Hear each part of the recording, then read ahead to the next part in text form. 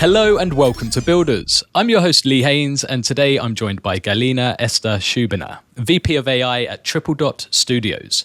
With over 20 years in data, AI, machine learning, and technology leadership, including roles at Google, King, and others, Galina brings a wealth of experience from both the US and Sweden.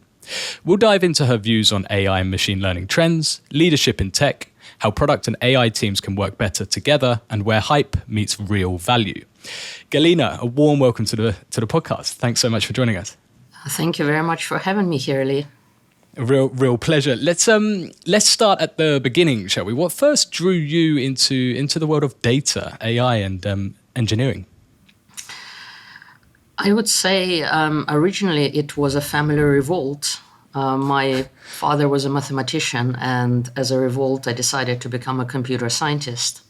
Okay. And it turns out that at the beginning of the 2000s, the most interesting things which were happening with data and with machine learning. So when I joined Google, it turned out that there were quite a few problems that could be solved with it, and suddenly technology became available to be able to do it.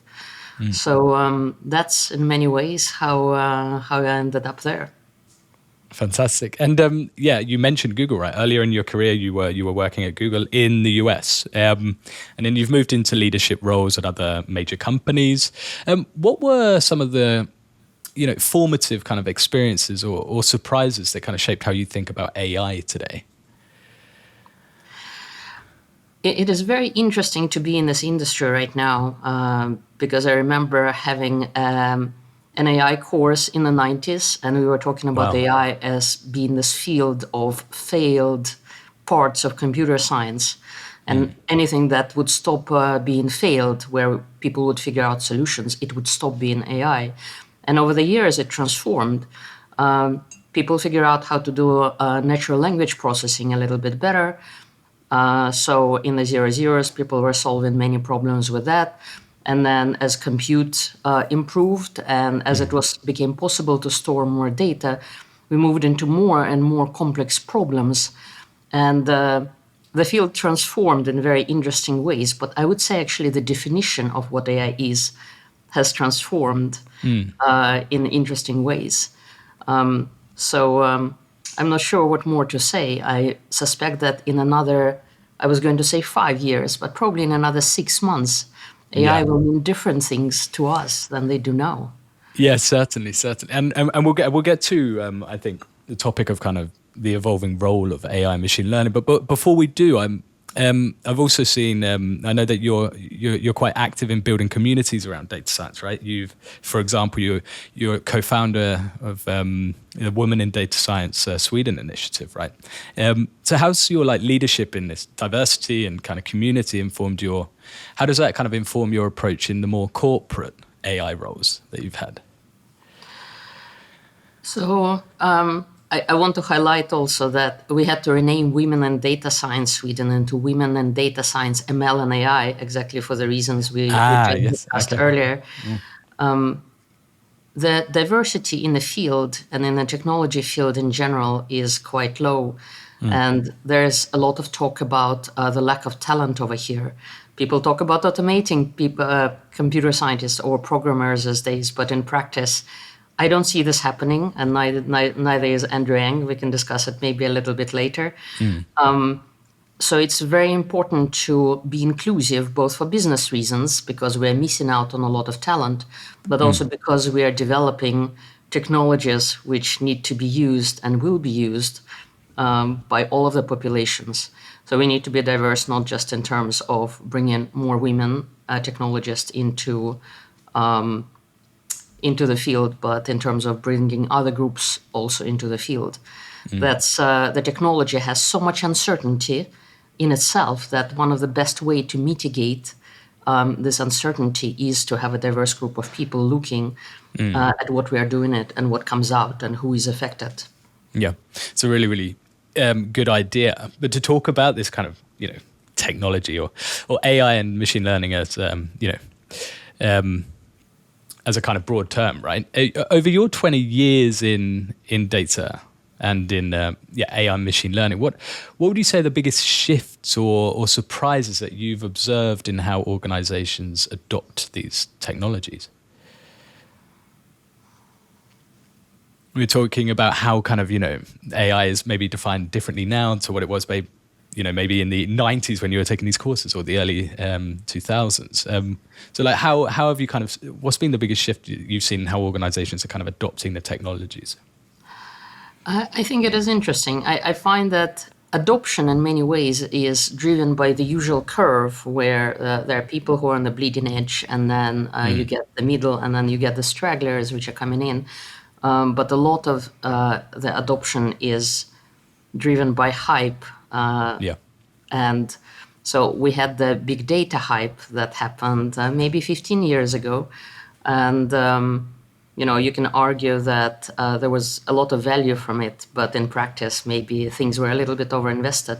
And I think we are right now in place where there's a lot of hype around generative AI tools. And the shift that I see is that it is more both from the top and from the bottom.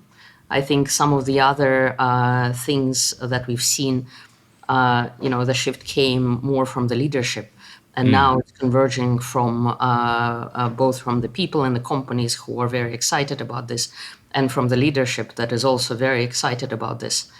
And these are the important things. These are the type of things that can make an adoption successful. Yeah. And like you said, Gen AI has been and it still is kind of getting enormous hype, right? What do you see as the most common misconceptions around its capabilities, but also its kind of limitations today? It is very interesting with this technology because the interface to it is so easy and so anthropomorphic. It feels so human somehow. People forget that behind it is still very much a stochastic statistical mechanism of predicting the next token. And Right. the easiest way to think about it is to think about it as predicting the next item, predicting in the next word, next predicting sequence, right? something about it. So I think they don't connect these two things well enough. They think that it can do more because it is able to interact with them in this very human way that it can.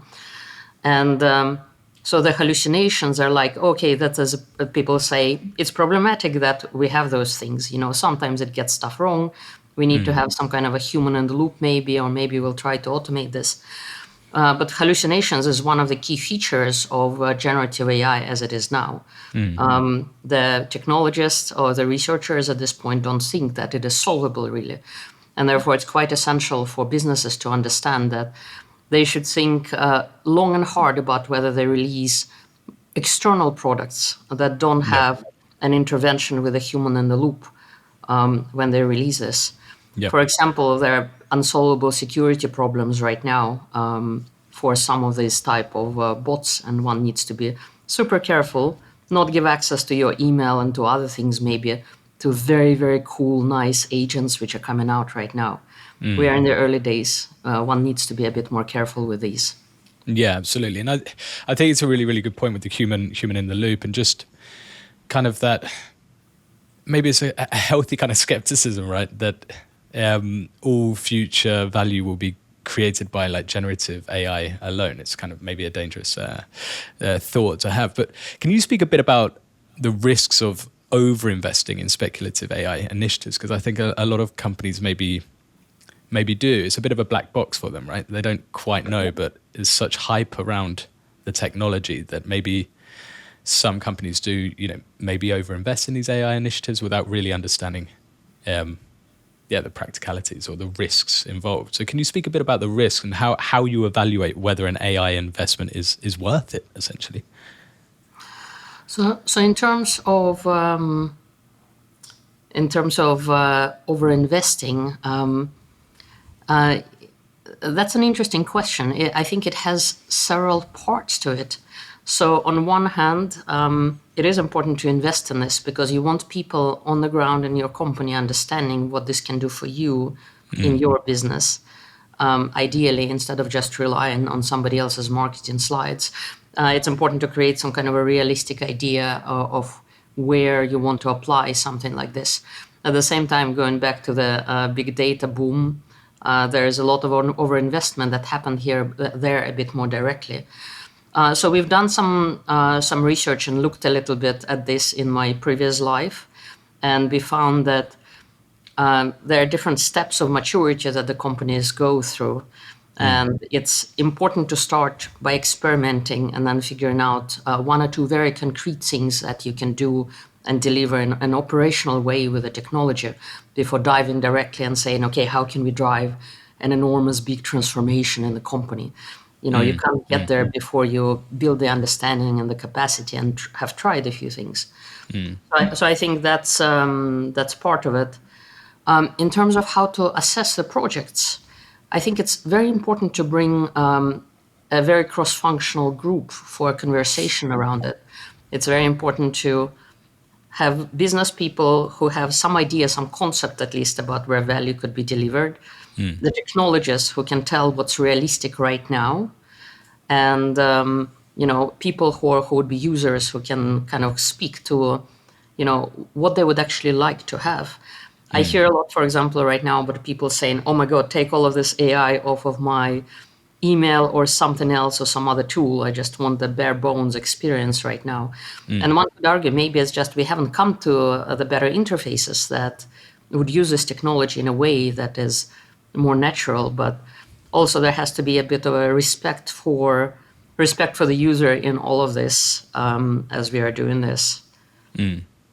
And yeah, I want to shortly talk a little bit more about that kind of cross-functional, understanding of the technology as well, and kind of how you can kind of translate it across a wider organization. But before we get into that, I also saw that I think it was a recent interview with you that you were talking about how you would expect more business value in the near term now to come from maybe more traditional AI techniques such as like supervised learning, right, as opposed to Gen AI.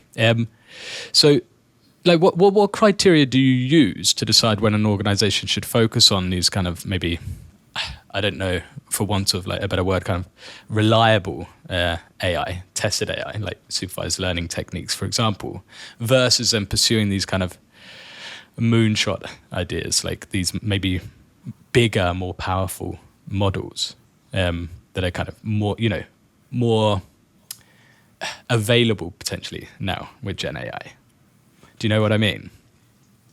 A little bit. And I also want to add that as a technologist, I'm starting to see the blurring, I think, between these different things, Yes. especially as we're looking at how various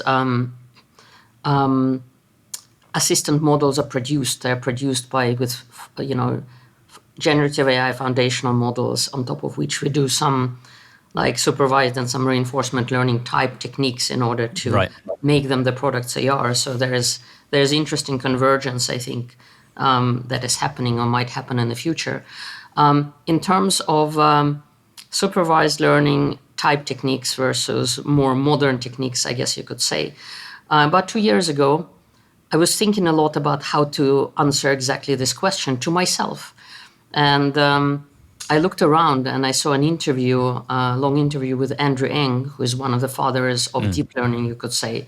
Yeah. And so he had a nice slide in one of his presentations, in fact, showing that with supervised learning right now, enormous value is getting delivered and that value is going to grow. There's this thin line, another circle that is slightly bigger around the supervised learning ball.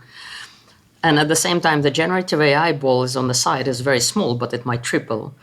Right. So, it's about, is it absolute value versus, percentage increase that we are talking about here. But also he said, he made a prediction 2 years ago, 3 years forward. We are now in a completely different place. I'm fascinated to see how people actually starting to use generative AI in a practical ways. After 2 years, I feel that some people have really figured out how to start integrating it in useful ways into their workflows. One thing that I hear not uncommonly from the business people is we're actually able to do more of something with this technology, whatever it is we used to do. I don't want to point at a particular set of people. And one thing they say is that we used to have to outsource some of this work. Now instead we use AI, so we actually sometimes need more people internally to work with these tools or to evaluate the results of it. But in Right. practice, we have less outsourcing, and this drives business results, and it also improves how quickly we can do things. Also, because less communication is required, and in a sense, there is more reliability around this. So I thought that was kind of an interesting thing because I heard this quite a few times in the last 6 months. So it seems Okay. to becoming a kind of a bit of a template. You know, we are a little team. How can we do more? We used to have to interact with all of these different groups. You know, there is a lot of communications overhead, as you might Yeah. know. This is a Yeah. big challenge in organizations, right? Absolutely. And AI can reduce it, like having this type of tools around certain types of use cases. Yeah. And you mentioned before as well that you're seeing maybe a blurring between the techniques or kind of how they might be converging. How do you see the two, these techniques or like approaches kind of coexisting? How do you think they complement or can complement each other? I think this is where it's becoming important for technologists to understand both, because one of the most difficult things I always felt like in machine learning when I was getting into it is how to select the right models. I had this period 20 years ago when I was a junior engineer where, okay, I understand messy data and I understand how to clean messy data. And, I can pick this model or this model or this model. I can pick different ways. And a model is basically a fancy mathematical equation. Neural network is just a much fancier mathematical equation, one could say. And this was kind of like, mentally difficult for me. So I tried to take a course around it. I talked to more experienced machine learning people around it. And you could tell it's based on intuition to some degree. I think we are seeing this a little bit. And the trade-off that the professionals make, they're on speed of development, on what quality they will achieve, what the errors will be, how quickly they can do it, whether it's a prototype or not, whether they need to show just a little bit of something. There is a number of different things that people take into account in order to make this decision. And this kind of brings back the idea that having technologists in these conversations is very important, having people with experience who will have a concept of what's the best way to do it, and then would be able to go in, try something quickly, learn from it, and figure out what's a better way to do it, perhaps.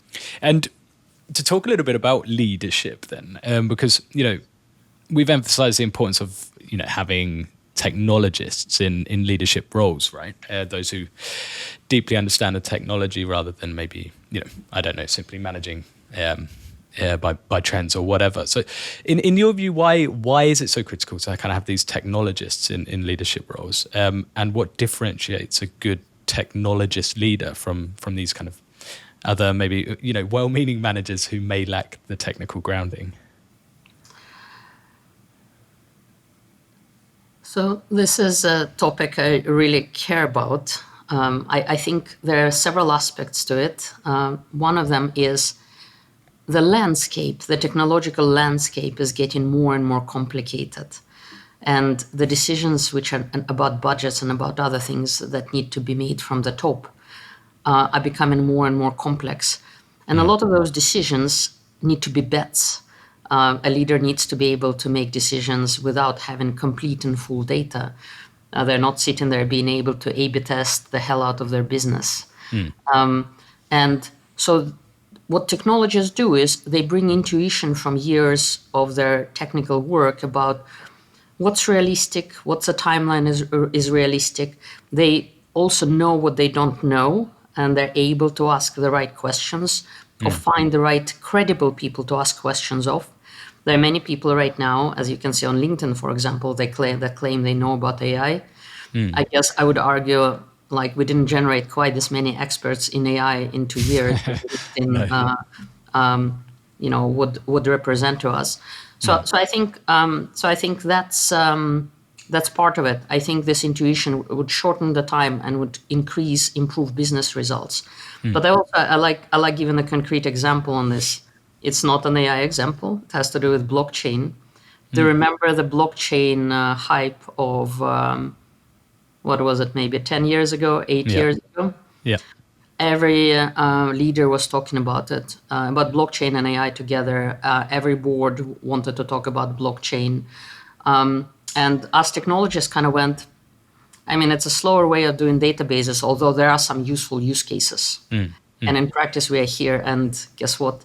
It's useful, right? There are Yeah. practical use cases around it, but it's not like every single company needed No, exactly. this technology or it was important to them. And I would say to the technologists, this was something that was fairly clear already at that point. In a way, it maybe wasn't clear to kind of like broader leaders. In terms of what makes a good, the last question I think you asked was what makes for a good technology leader. Yeah, what differentiates a good, technologist leader? Yeah. What differentiates a good technology leader from a leader or from a bad technology leader? From maybe just your kind of your general kind of manager who may lack that technical grounding, as I said. Yeah. I think one thing we have as technologists is we tend to be analytical and pedantic, and as a leader, you get into more and more space of uncertainty, and it's sometimes more difficult for us to say, let's do this, even though not all information is available. So we both have more information and are able to see maybe a bigger picture, specifically with regards to technology. But at the same time, because we came from a more analytical space in some ways, sometimes people have trouble transitioning and kind of saying, okay, we don't have the full information, but we are going to make these bets that seem reasonable. It may fail. Some things fail. Yeah. The learnings will be important too over here. And when I say this also, I can say that I went through this, and in some ways I'm going through this also. It is still difficult for me to do this. Yeah. And my hero, I would say, not hero and hero, one of my kind of like models in the space is Andrew Grove, who was the CEO of Intel. Yeah. And he took the company through a very difficult situation. And Andrew Grove, of course, is famous also for writing some well-known books. Only the Paranoid Survive, which is a business book that many business people read. He also has an excellent book called High Output Management, which I recommend. It's an old book, but I still recommend it to new managers. So he went from being an engineer all the way to becoming, the leader of one of the major iconic companies. Yeah. And apparently he always kept his fingers in technology, and then he was teaching basically people within the company while, like having this broader perspective and doing these other things. And it's kind of interesting, like for me, seeing these people, and we are seeing more of them now after 20 years. There are some leaders who grew up in Silicon Valley also. Not all of them are like Elon Musk, some of them are they're genuine people, fantastic leaders we don't hear about as much as we hear about some of the others. Yeah. And it's fascinating for me to see their journeys and be inspired by that. And I think you mentioned as well about kind of failures or kind of projects failing as well. I think it's and it kind of brings me back to this kind of cross-functional understanding as well, because I think a large majority of kind of these AI initiatives often fail, right? Not because the technology doesn't work necessarily, but because the business doesn't maybe fully grasp its potential or indeed its kind of limitations, right? So is this maybe these initiatives don't reach production because of this kind of poor cross-functional understanding, as we've been talking about rather than kind of technical flaws? And if that's the case, kind of how do you approach translating complex AI concepts into language and outcomes that resonate across the wider organization then? Not just with executives, but product teams and the non-technical kind of stakeholders across an organization as well.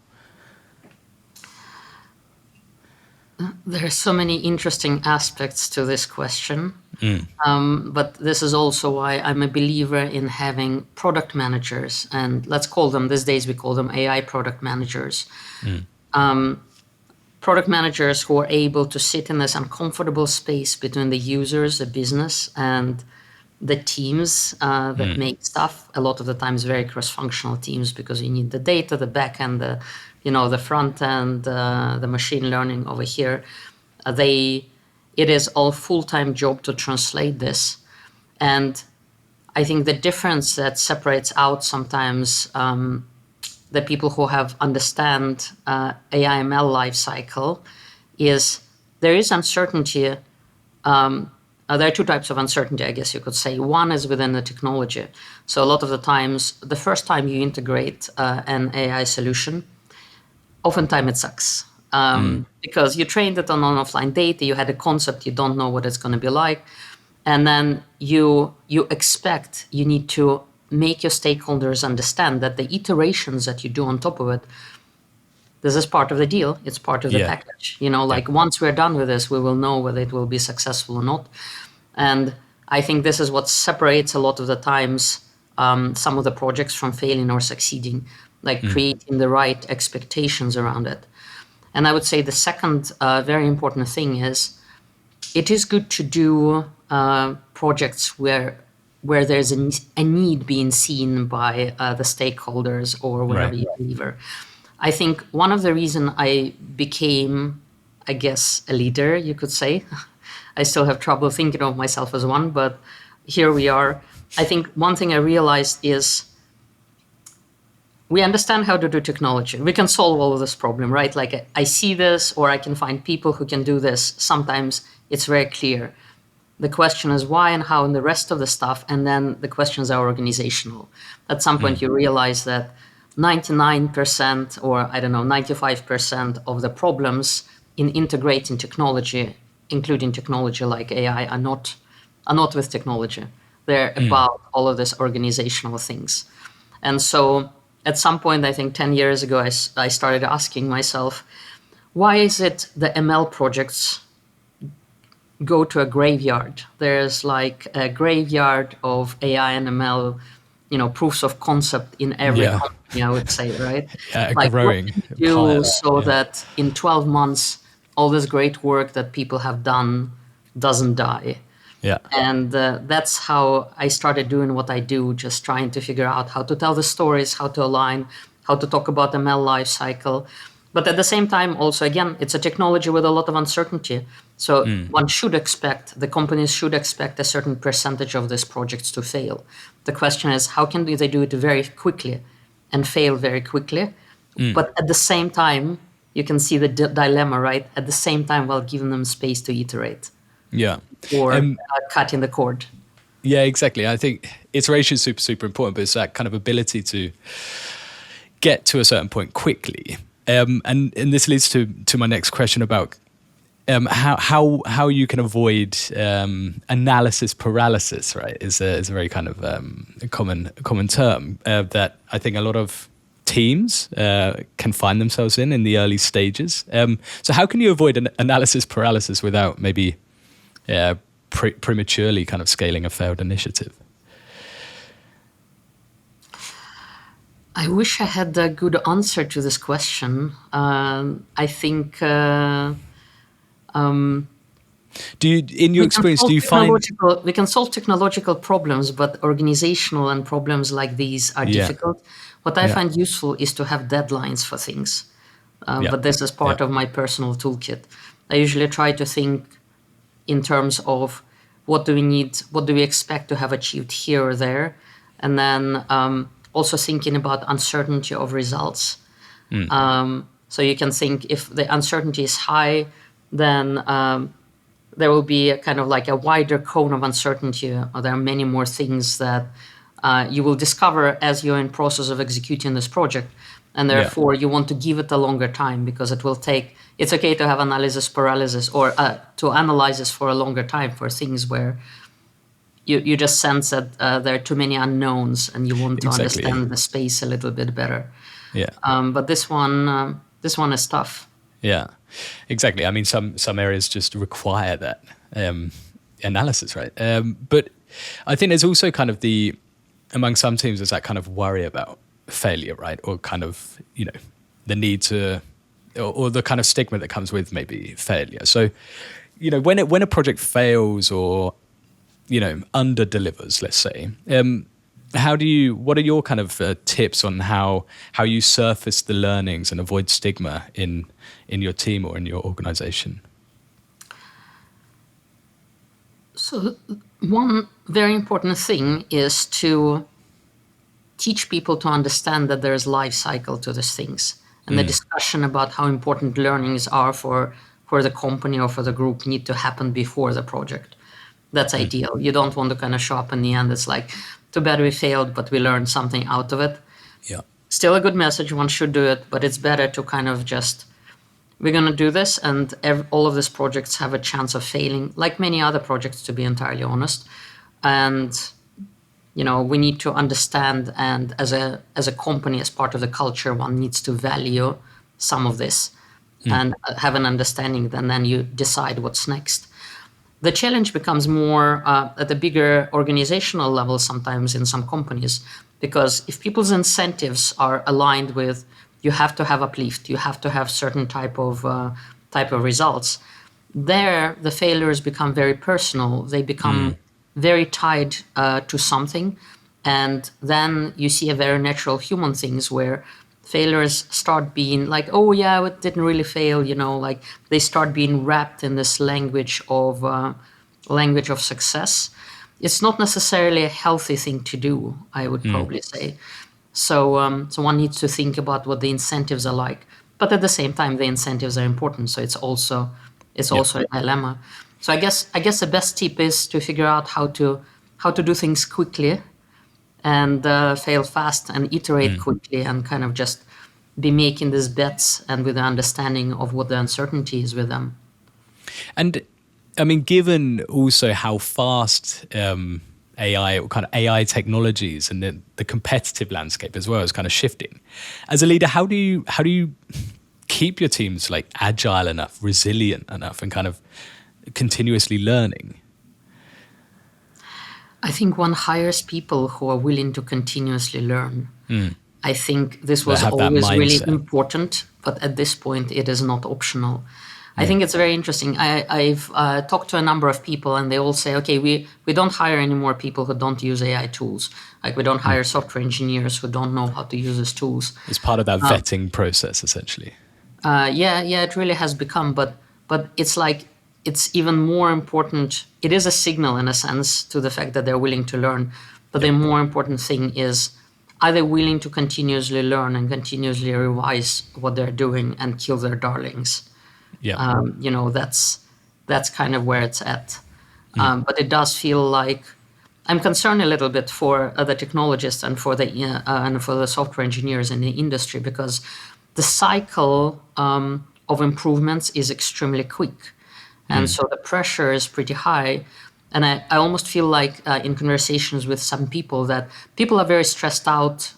People who understand this are very stressed out about not staying on top of the things. But in many ways, it's becoming impossible. So 20 years ago, we had data scientists like me, you could say, who were doing data engineering, software engineering with integration into stuff, some machine learning model, some analysis on all of it together, and then making slides about the thing too to present to the management. There's a lot of specialization in this, and that has been driven over the years by the technological improvements and the speed with which development is possible. But now we're at the next level, where we have this generative technology. Things are moving much faster, and all of this stuff is now applicable not just to software engineers, but to everyone.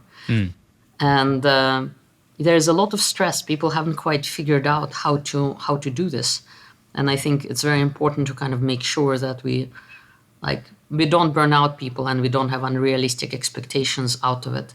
Yeah. And when one becomes, as a LinkedIn reader, you read this posts and everybody is like the Instagram for white collar people, and one needs to kind of one needs to explain, especially to junior people, that this is not the reality somehow. This is a certain representation of that has something underneath, which doesn't look exactly like that. Really, really well said. And I want to talk a little bit about AI in gaming as well, because obviously, yeah, you mentioned a few weeks ago joining Tripledot Studios. And kind of why maybe AI in gaming's unique. I think you've mentioned before that the gaming is one of the industries most ripe for transformation by AI, right? So I'm just interested to hear what dimensions most excite you. That's an interesting question. So Tripledot and King, where I worked before, were casual. It was a casual gaming industry. They built casual games. So King had Candy Crush. Tripledot has things like Wudoko, and Triple Tile. It's a lot of match 3 games. Things where when people are relaxed, they just play them on their phones largely. And what we see right now, what's been happening in the last 12 months is, you can go into Claude, or you can go into some other existing tools, and you can vibe code essentially, or you can prompt together a tiny prototype that is going to do something for you. Some people do websites, some people do little games and stuff like this. They're not complete, they're missing tons of bits and pieces, right? But the speed of development changes, how fast you can do certain things changes. And an economist would tell you that when something becomes much cheaper or much faster, this can transform the economics around the industry. What would it mean if in a couple of years it would take a few days to make a complete casual game? We don't have the answer for this, and I think that's why I'm here. I would like to be there to see if we can figure out, understand the future maybe before the future hits us in the face, you could say.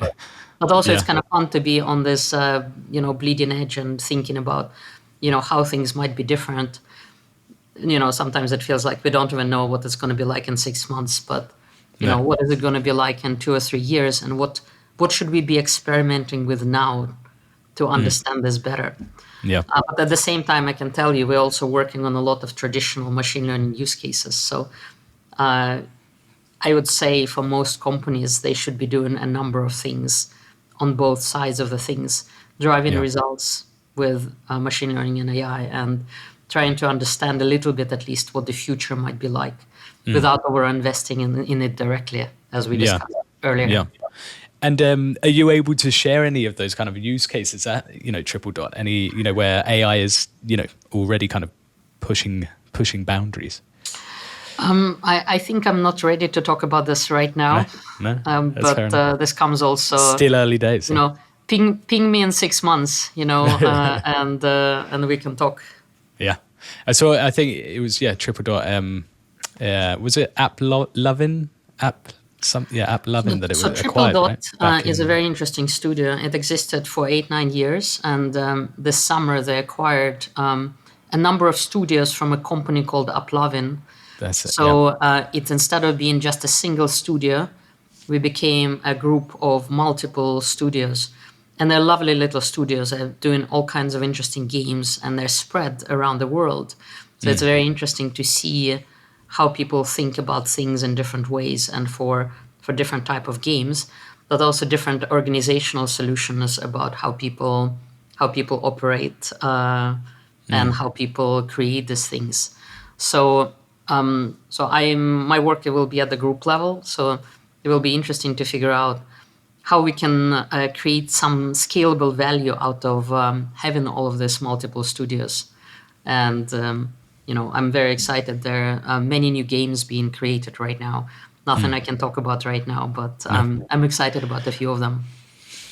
Exciting. And I think as I start to wrap up here, I'd just like to focus a couple of questions on advice. Advice for aspiring AI and tech leaders, basically. What advice would you give engineers and data scientists who want to transition into roles influencing, AI strategy and impact? I would say the most important thing is to keep doing things and learning. There is a broader challenge in the space of advice. There's this it's not just technologists, but people in any workspace. There's this idea that people can read their way into more senior roles, whether it's leadership roles or just more senior roles. And in practice, much of what we do is not science, it's craft. You learn by doing. And sometimes you may feel that you are in a company and you're failing at what you're doing, or the company is failing at what you're doing. But 5 years later, you will discover that that was a very valuable experience because you've seen it now. You've seen these things, and that you're able to recognize the patterns and do something different. And I would say it's much the same for machine learning and AI people. It's very important to continue learning the technologist and be read up. It's important to network and talk to other people. It's important to listen, but it's also important to do. And it's hard to learn without doing, I would say. Yeah, absolutely. I fully agree with that one. And last one from me, if you could have one superpower for leading AI teams, a fun question here, but if you could have one superpower, what would it be? I think we're sitting here, you and I, and right now it's at 9 a.m, and I have to say, I'm going to say something that is very personal instead of something very general, if that's okay. Yeah. So I would like a superpower of being a morning person. Because I'm not. I'm a night owl. And it's interesting. There are certain things that we can learn, but there are certain things which are intrinsic with us. And your most productive hours come later in the day then, yeah? Maybe one superpower is recognizing which is which. Because there are things one can change and one should strive to improve them. And there are other things that one needs to mitigate, and then one needs to learn not to stress about them. And maybe that's advice from first principles, as one would say, right? Yeah, exactly. Really fantastic, Galina. Thank you so much for joining us and for sharing your experience and a very grounded perspective with us. Thank you so much. Thank you very much for having me here, Lee. It was a fun conversation. Yes, it was, absolutely. And to our listeners, I hope you enjoyed the episode and gained tangible frameworks, a kind of cautionary wisdom and fresh inspiration for how to think about AI leadership, products, and building real business value. So if you enjoyed this episode, please subscribe, leave us a review, and share with your network. Thanks again, and until next time, keep building. We'll see you soon.